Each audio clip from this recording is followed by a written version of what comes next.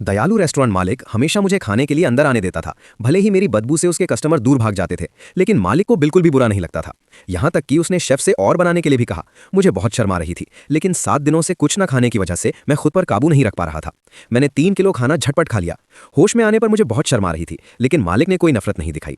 इसके बजाय उसने मुझे कुछ नए कपड़े खरीदने के लिए $100 दिए और रेस्टोरेंट में नौकरी भी दी। जब मैं साफ सुथरा होकर रेस्टोरेंट लौटा तो उसने मुझे मुश्किल से पहचाना। मैं चुपचाप ये सब देखता रहा, पर मन ही मन कसम खाई कि किसी दिन मालिक की मेहरबानी का बदला चुकाऊंगा। एक दिन रेस्टोरेंट कस्टमर से भरा हुआ था। हेड शेफ ने मौके का फायदा उठाकर मालिक से सैलरी बढ़ाने की मांग की, नहीं तो बाहर निकलने की धमकी दी। लेकिन हेड शेफ की सैलरी पहले से ही बहुत ज्यादा थी, इसलिए उसने अप्रेंटिस से काम संभालने को कहा। हालांकि कस्टमर अप्रेंटिस का बनाया खाना चखते ही थूक देते थे, क्योंकि वो बहुत खराब था। कहीं तो बिना पेमेंट किए ही चले गए।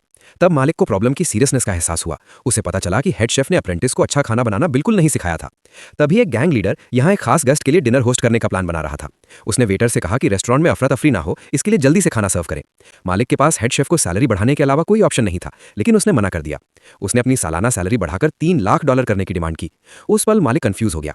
उसे हिचकिचाते हुए देखकर हेड शेफ ने मुड़कर जाने का नाटक किया। उसने गुस्से में उसे पकड़ा और बिना मन के मान गया। लेकिन तभी मैंने कहा कि मैं टेस्टी डिश बना सकता हूं।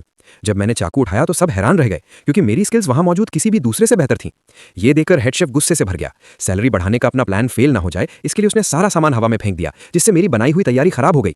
लेकिन मैंने प्लेटें उठाई और तेजी से खाना हवा में ही पकड़ लिया। मालिक ने तुरंत लोगों से हेड शेफ को रुकवाया और कहा कि और परेशानी ना करे। जल्द ही अपनी बहुत अच्छी कुकिंग स्किल्स का इस्तेमाल करके मैंने पहली डिश तैयार की। मालिक ने तुरंत एक निवाला खाया और कहा कि यह उसकी जिंदगी का सबसे स्वादिष्ट खाना है। दूसरों को यकीन नहीं हुआ और उन्होंने एक के बाद एक इसे सब लोग हैरानी से हैरान रह गए। 1 मिनट से भी कम समय में प्लेट खाली हो गई, लेकिन सब भूल गए। गैंग लीडर अभी भी अपने खाने का इंतजार कर रहा था।